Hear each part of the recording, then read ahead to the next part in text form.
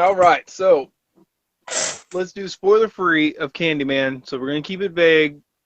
We're just going to talk about the overall feels of the movie. I mean, honestly, I feel like there's not a whole lot to say that hasn't been said with spoiler free. Um, I do think we both have fair, good overall feelings about the film. Um, you have a little bit more criticism than I do. But yeah, we can knock that out real quick. Well, yeah, real. I mean, it's shot beautifully. The sound is great. The creativity is great. The acting is good. I mean, and I say the acting is good because there's a couple of cheesy lines. There's some stuff that you would see like Jordan Peele would write. You know, some extra comedy, some awkward conversation, which worked for the movie. I don't think it was bad. Um, so I mean, really, I mean, this is a very well made movie. You can tell this had money behind it. Um, but the only, really, the only negatives I have are some of the flavor of the first movie has been removed, in my opinion. Some of the subtleties, some of the immersion that the first movie puts you in. This movie kind of it goes for other things, and it just kind of fills in the gaps with dialogue, which is fine. But the dialogue's really important, and I mean what they're talking about is important stuff. I don't know. It's weird because the first movie, like I said, it puts you into what was happening. It really made you feel the environment of what they were talking about, and it made you feel the pain of Candyman. And Tony Todd was able to express that tortured soul feeling, and that the loss and the vengefulness, like, and the seduction. Like he had a bit of a seduction to him, right? Like there was always that stern but soft kind of tone. Be my victim, like just I don't know. In this movie, it was going for other. It was going for something else, and for what it was going for, I think it did a really really good job. If this movie stood away from the 1992 movie, I actually feel like the 2021 Candyman would probably be a 7.5 to maybe even an 8 if the 1992 Candyman did not exist. But the fact that that exists, it gives you the flavor. It just it's hard to explain without spoiling anything. But I just feel like that movie gives you. I mean, it is what it is, right? There's no other movie like the 1992 Candyman, right? Like Hellraiser's not like it, Freddy's not like it. There's nobody else that's like that, right? I mean, there's some tortured soul ghosts vengeance movies, but nothing quite like Candyman, right? No, not that I've seen. I'm sure that there's somewhere like a D-rated knockoff, Right. but But I mean, I see I have a different opinion though. right. Um, Well, real quick. So I would give it probably with it being, and this isn't a spoiler because it's in the trailers. With it being a direct sequel to the first movie, 1992, I'm probably gonna still give it a. I'm gonna give it a 6.5 for now. This is a movie though that I don't think would go lower. I only think it would go higher because you just don't get creativity like this in movies today. The shots, the angles, the way they shoot the gore and the way they do all that, like it's phenomenal. and It was very well done. the music was complimentary of the film, but I didn't notice the original Candyman theme throughout it, the Helen's theme song. Right, I didn't You either. know, the da-da-da-da-da-da-da-da, Love that. That it which, always makes me think of Save the Last Dance. Don't hold that against me. but I feel like that song was missing, but even still, the music in Candyman, the 2021, was eerily haunting. So you're giving it a 6.5? I'm gonna give it a I'm gonna give it a 6.5 only because, like I said, the two different flavors, the two different agendas the movies had. Um, I was more invested in the main characters in this movie than I was the original movie, but I was less invested in Candyman in this movie than I was the original movie. And between the flavors and then that kind of twist, it just kind of takes away from it for me. But I think, like I said, if I deleted the 1992 Candyman movie, I would think this movie's a 7.5 or an 8. It's just the original, like I said, it's frustrating because this movie is done so differently in certain aspects than the original movie that I can't. It hurts my brain trying to make them mash up because they don't match up. It's a square. It's a square in a Oh, circle peg. It doesn't work. I think you. Hold on. Let me give mine and see where you go from there. All right, so Candyman 2021 for me has been my personal favorite sequel to an original horror movie. A horror movie that already had other sequels. Whoa, whoa, whoa, whoa, whoa, whoa. Okay, Oh okay. yeah. So okay, I'm with you now. I like that little last piece you put in there. Okay, So like Halloween 2018, Texas Chainsaw 3D, right. um, any of those. Honestly, it's my favorite sequel that has come out recently, including like Spiral. I feel like the movies that I was looking forward to in 2020 that are now coming out, Spiral, Candyman, and Halloween Kills. Spiral was a bomb. You can go back and read my write up on that. I'm polite about a lot of things, but honestly, before the halfway mark, we had it figured out, Yeah, and Caleb it and I were began on the laughing. exact same page of that movie the exact same time. What's funny is I heard another YouTuber that I really like. He was like, "Oh, I like that it has the same feel and formula of the original thing." No, it doesn't. It's a weird, brand new thing. Anyway, go ahead. But Candyman did something that the other films really, I feel like it was the only one to try and hold true and also build upon the lore. You'll understand what that means when y'all go see it or rent it because I think it's on video on demand here in a couple days, and physical media is not too far behind. I will be getting this on physical media, and I might wait to see if they release like a deluxe edition with deleted footage because I just read an article today that there was some things in one of the trailers that was not in the movie. So maybe that'll come up because I want more. Cinematography ridiculously good. The character building was fantastic.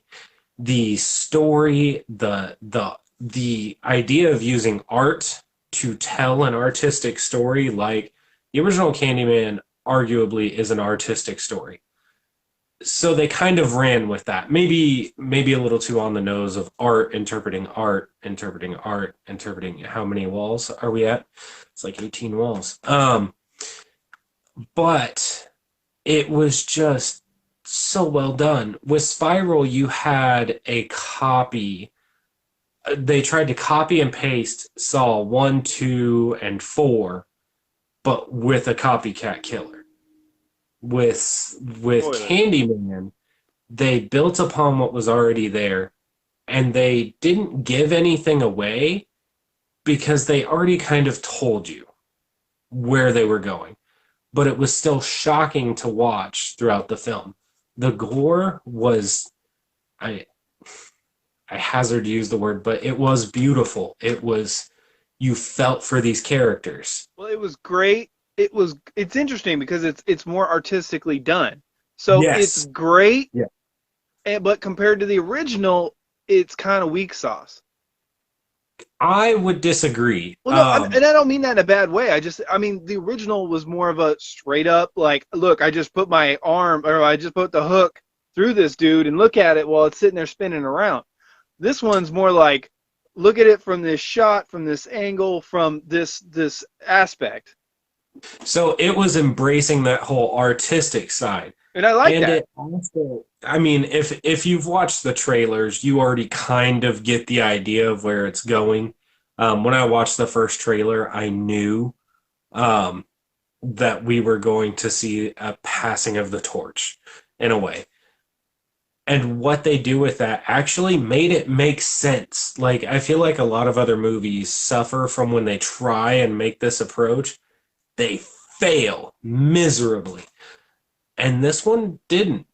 I mean, I can see why people may not like it as much. I can see why people may be like, oh no, don't do that. But it's the best one that I've seen, and I do enjoy Saw 4, and that is a craptastic passing of the torch. If you want to see that, that's Saw 4. I enjoy all the Saw movies except for Mhm. basically the last two. And I need to watch. I need to give Jigsaw another shot. To be fair, I only saw it one time. But I Jigsaw's not as bad, but personally, from what I saw in theaters that day, and what I plan to rewatch many times for years to come, and honestly, it will be the first of the Candyman sequels I will purchase. I don't have two or three, and I don't really have a huge intent on getting them unless I see them for a ridiculously cheap price. Um, I would give it, and John's gonna flip his lid. I'd give it an 8. well, that's not bad. I said I'd give it a 7.5 or an 8 if it wasn't for the original movie. I think that if we stood outside the theater and talked about it for a while after the film. I think that if I'm of two minds. One, if they don't sequel it, I'll give it a higher ranking. If they sequel it and fail it, my ranking's going to go down. If they sequel it and build like they did here, my ranking's only going to go up. Right, and that's why also I thought like it could go up because like I was telling you in the parking lot, I was like, look, I think this is good building blocks for a franchise, but this movie also has a similar issue. Candyman has the same issue as Freddy. Like like just there's not a really good way to end it. Like it just can keep going, and if you just beat it Yeah. into the ground, it loses its allure. It loses its gravity, kind of. It just it just becomes another franchise that's beat into the ground because really there is no ending because it's crap. Yeah. So I feel like they have room to grow, and I hope Nia DaCosta really considers if the studio pushes a sequel that she takes head of it again, because arguably she knew what she was doing. Bro, She understood the characters, she understood the set, she understood that. Um, oh God, I can't think of the name of the place now. Cabrini Green is its own character, and she understood that that was missing in the sequel. She understood that the sequels were a change from the original. I mean, so many check mark boxes that she got right, and I hope that if they do a sequel, she's on board. If they give it to anybody else, I'll probably pull off like automatically axe point 0.5 from whatever my ranking of that movie will be. um, no, it is really good. Like I said, it's just the flavors and the tones that they just didn't match up for me. I like I said, I really do like it, and I think that everybody should go out there and definitely give it a shot.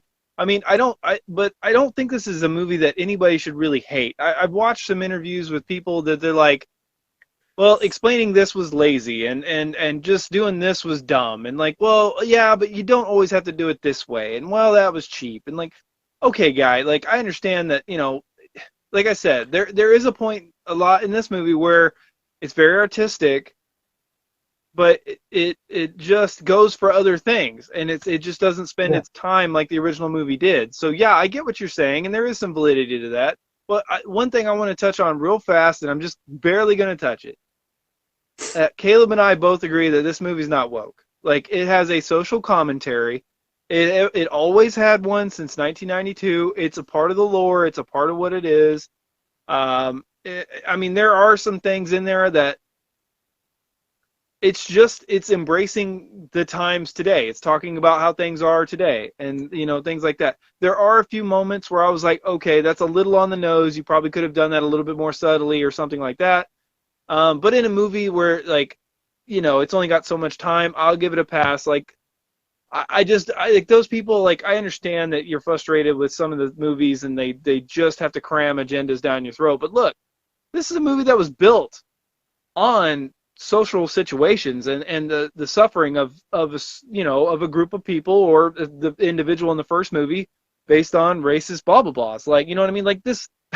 Guys, like, come on, man. If you're going to be sensitive about somebody else's issues and demographic and everything else issues, don't go watch this movie. Like, because it's If I if mean, you, I feel like if especially if you're somebody who didn't understand that the first film was also taking a wealthy white person and putting them in the projects to face their urban legend, I think you don't understand the context and the constructs within that, this film isn't gonna get, you're gonna be, you're not the person this movie's for. So I gave it an 8, and I said it's got room to grow. John also said it's got room to grow. We but both agree, as total room to grow. as a standalone movie, I think it's a 7.5 or an 8. I really appreciate this new movie for doing different things, but where it suffers is where the first movie shined. I mean, Yeah. that's fair. I mean, no, like, I can't talk about it, but like, I don't feel like anybody would argue with me on that first movie, Candyman, and this movie, Candyman. Like, it's just not. That's what this movie's lacking. Have you seen the original second Candyman movie, I John? saw it once, but I was like knee high to a duck. I was very young. You know what? Here's your homework. Go back and rewatch that one and then watch 2021, and I'll bet it's going to go up to like an 8.5 or a 9.